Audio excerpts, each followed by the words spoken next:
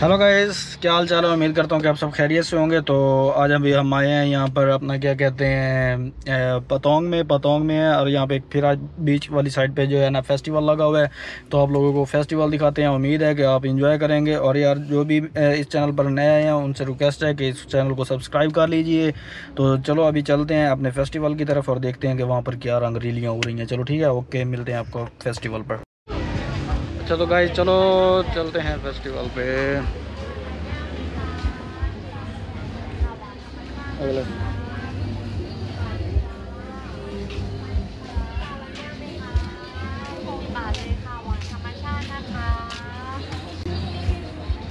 ตาลอยแก้วไหมคะตาลอยแก้วไหมคะน้ำตาลโตนดสดค่ะ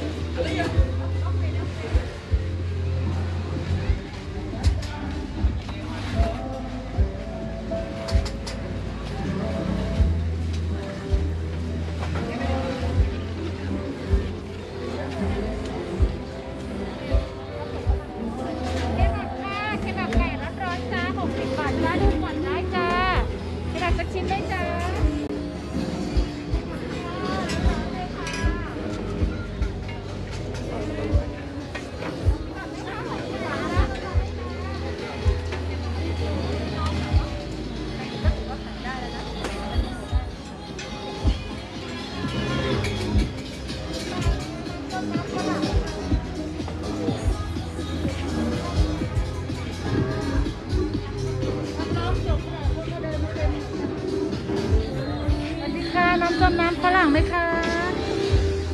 ลูกชิ้นปลาไหมคะสวัสดีค่ะไอ้ฟูจ้า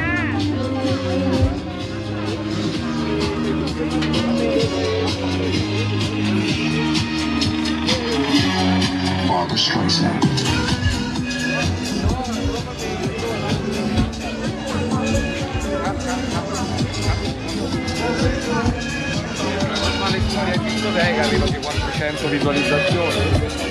Barbra Streisand.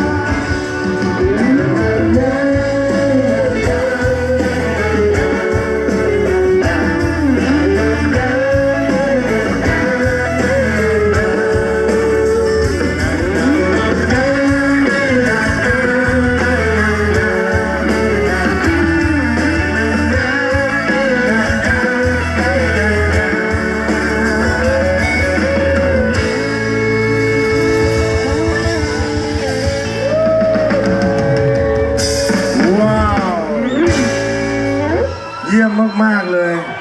เห็นหน้าตาวัยรุ่นแบบนี้ทำไมร้องเพลงได้22 ปีแล้วนะบางเพลงอ่ะแฟนพันธุ์แท้โอ้โหเสียงเอาเสียงผู้หญิงเสียงผู้หญิงเป็นเสียงซะใหญ่เชียวเป็นผู้หญิงเสียงห้าวเนาะเสียงผู้หญิงข้าง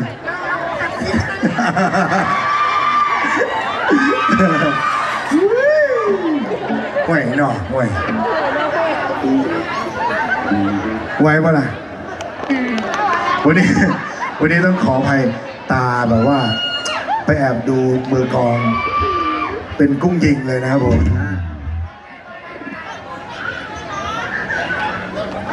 เมื่อคืนเลยเผากินซะเลยอันนี้ดอกไม้ขอบคุณครับว้าวขอบคุณครับดอกไม้สวยแล้วนะฮะถ้าติดตังมาสักนิดนึงจะสวยมากเลยนะครับผมติดมาแล้วครับติดมาแล้วนะอยู่ยอดสุดเลยอ๋อมีตังด้วยมีตังอยู่เดี๋ยว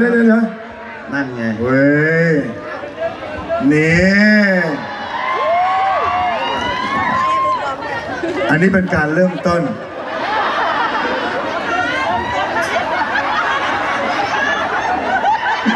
อันนี้ไม่ร่วมโครงการคนละครึ่งนะครับ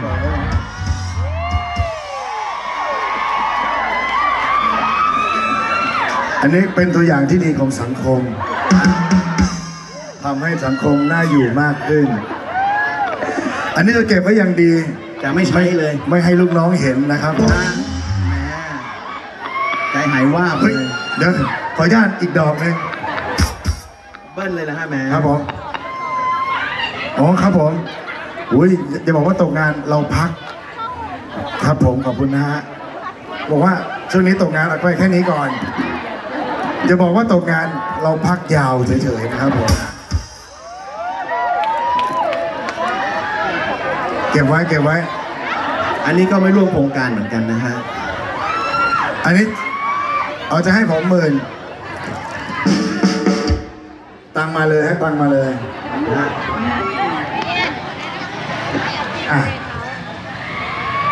ดอกไม้เก็บไว้ดีๆนะครับเดี๋ยวตังเราเก็บไว้ให้เย้ถ่ายกล้องไหนคะโอ้โหมีตะแขนขอบคุณครับ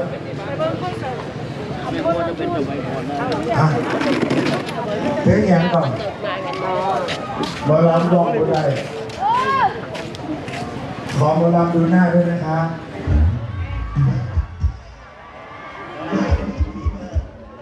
เห็นหน้าเราเป็นบอลลัมแต่เราลองผิดให้นะครับ